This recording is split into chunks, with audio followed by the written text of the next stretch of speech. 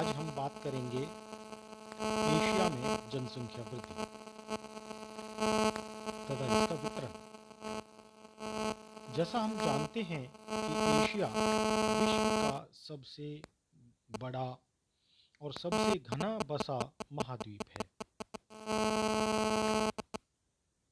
जनसंख्या में यहाँ पर निरंतर वृद्धि हो रही है।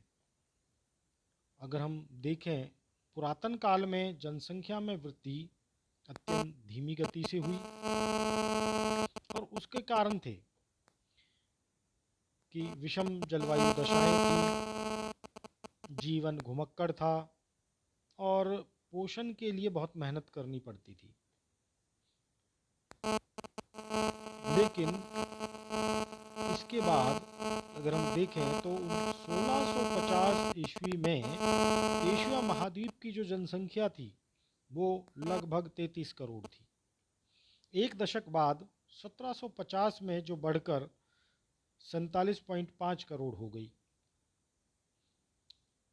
अगर हम फिर 100 वर्ष के बाद देखें तो 1850 में एशिया की जो जनसंख्या है वो लगभग 74 करोड़ हो गई थी और 1950 में एशिया की जनसंख्या लगभग 138.6 करोड़ हो गई। सन 2011 के अनुसार जो एशिया की जनसंख्या है वो लगभग 416 करोड़ अंकित की गई है। तो स्पष्ट है, बिल्कुल सुस्पष्ट रूप से देखने को मिलता है कि पूरे की पूरे जो मानव का इतिहास है उसमें इतनी जनसंख्या नहीं बढ़ी या इतनी जनसंख्या ही नहीं थी जितनी सन 1950 और 2011 के बीच में बढ़ी है। तो इस तरह हम देखते हैं कि जो एशिया की जनसंख्या निरंतर बढ़ती जा रही है। एशिया में भी अगर हम देखें तो जो सबसे, अगर अलग अलग देशों को हम देखें, जनसमूहों को देखें तो विश्व की लगभग 53% जो जनसंख्या है वो एशिया में निवास करती है। और अगर हम कंट्री वाइज देखें, देशों के अनुसार देखें तो चीन विश्व में सबसे अधिक जनसंख्या वाला देश है। इसके बाद भारत, चीन के बाद दूसरे नंबर पर भारत आता है। आज अगर हम बात करें तो दोनों की कुल जनसंख्या 250 करोड़ से भी अधिक है। अगर हम देखें कि इसका वितरण किस प्रकार से है, जनसंख्या का घनत्व किस प्रकार से है, तो एशिया के जो प्रमुख देश हैं उनमें सबसे ज़्यादा घनत्व वाला जो देश है वो है सिंगापुर। तो जनसंख्या घनत्व किसे कहते हैं पहले तो ये समझना जरूरी है। प्रति वर्ग किलोमीटर क्षेत्र में रहने वाले व्यक्तियों की संख्या, ठीक है। तो जनसंख्या घनत्व जो सबसे अधिक है वो है सिंगापुर का, जो लगभग 6,690 व्यक्ति प्रति वर्ग किलोमीटर में रहते हैं। इसके अलावा अगर हम देखें तो बहुत सारे देश हैं एशिया के जहां 250 व्यक्ति प्रति वर्ग किलोमीटर से भी अधिक घनत्व है। नाम अगर लें तो आप सिंगापुर तो है ही, बांग्लादेश, दक्षिण Korea, Lebanon, Bharat, Japan, Israel, Sri Lanka, Philippines, ये कुछ देश हैं जहां पर की जन घनत्व या जनसंख्या का घनत्व 250 व्यक्ति प्रति वर्ग किलोमीटर से भी अधिक है। अब हम देखते हैं कि हम पूरे के पूरे जो एशिया है उसको 3 भागों में बांट सकते हैं कि अधिक जनसंख्या घनत्व वाले क्षेत्र, मध्यम जनसंख्या घनत्व वाले क्षेत्र और कम जनसंख्या घनत्व वाले क्षेत्र। तो सबसे पहले हम देखते हैं कि अधिक जनसंख्या घनत्व वाले क्षेत्र कौन कौन से। तो एशिया महाद्वीप के दक्षिणी तथा दक्षिणी पूर्वी भागों में एशिया की लगभग 70% जनसंख्या निवास करती है। इस प्रकार इस महाद्वीप के लगभग 1/3 भूभाग पर 2/3 से अधिक मानव निवास करता है। जो अधिक जनसंख्या घनत्व वाले क्षेत्र हैं वो गंगा ब्रह्मपुत्र का मैदान, यांगत्से कियांग बेसिन, भारत के पूर्वी और पश्चिमी तटीय प्रदेश, ह्वांग हो नदी का बेसिन, जेचुआंग बेसिन, मेकोंग, मीनाम और रेड नदी के डेल्टाई भाग। अर्थात ये जो अधिक जनसंख्या घनत्व वाले क्षेत्र हैं, यहाँ पर जो प्रधान आर्थिक क्रिया है वो है कृषि। अर्थात ये प्रदेश कृषि प्रधान और यही कारण है या कुछ क्षेत्र हैं ऐसे भी जहाँ पर कि औद्योगिकरण के कारण भी जनसंख्या अधिक निवास करती है। दूसरा है मध्यम जनसंख्या घनत्व वाले क्षेत्र। इसके अंतर्गत अगर हम देखें तो Myanmar, Thailand, Malaysia, Turkey, Nepal, Sri Lanka, Syria, Cambodia, दक्षिणी कोरिया, ये कुछ देश हैं जो कि मध्यम जनसंख्या घनत्व वाले देश हैं। यहाँ पर भी कृषि प्रधान व्यवसाय है और कृषि के साथ साथ उपयुक्त जलवायविक दशाओं के कारण यहाँ पर पशुपालन भी किया जाता है। और जो जनसंख्या घनत्व है वो 50 से 200 व्यक्ति प्रति वर्ग किलोमीटर के मध्य में है। इस क्षेत्र में आने वाले जो देश हैं उनमें लगभग एशिया की 22% जनसंख्या निवास करती है। तो हम देखते हैं कि अधिक जनसंख्या घनत्व वाले प्रदेश और मध्यम जनसंख्या घनत्व वाले प्रदेशों को अगर मिला लिया जाए तो एशिया की 90% से अधिक आबादी यहाँ निवास करती है।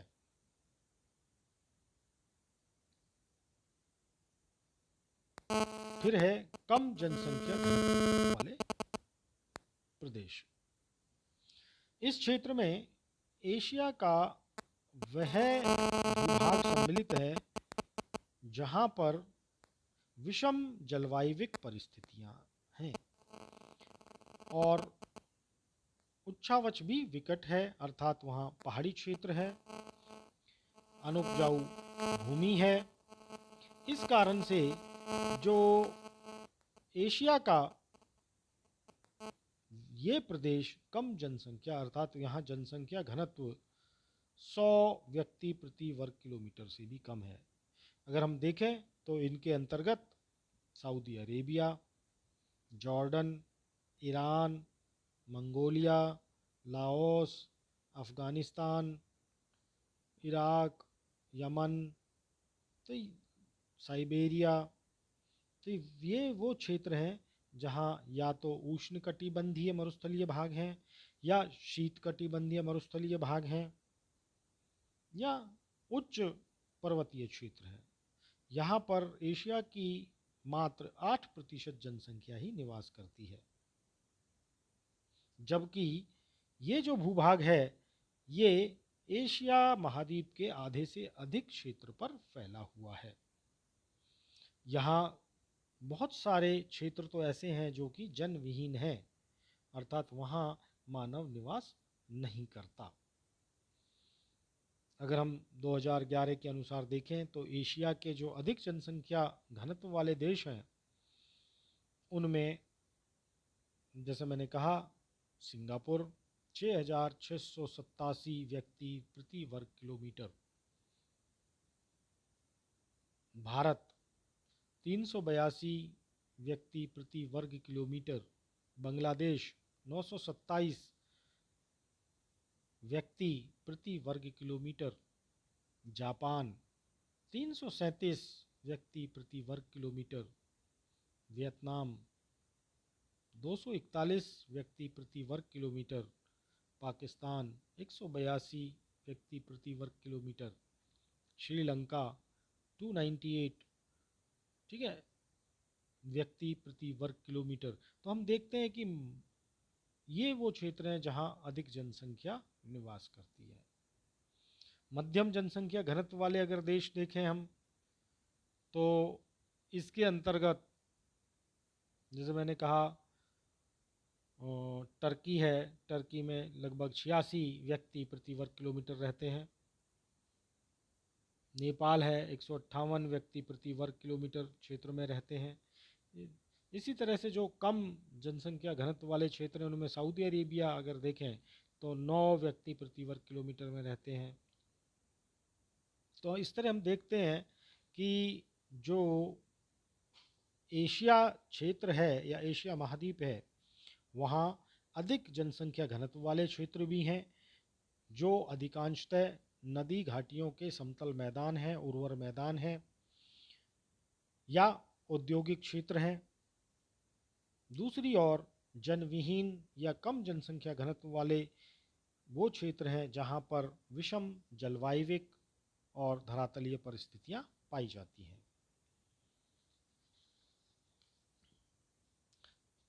तो इस तरह हम देखते हैं कि जो एशिया में पूरे विश्व की तरह हर प्रकार का क्षेत्र पाया जाता है जहां जनसंख्या घनत्व कम, मध्यम या अधिक पाया जाता है।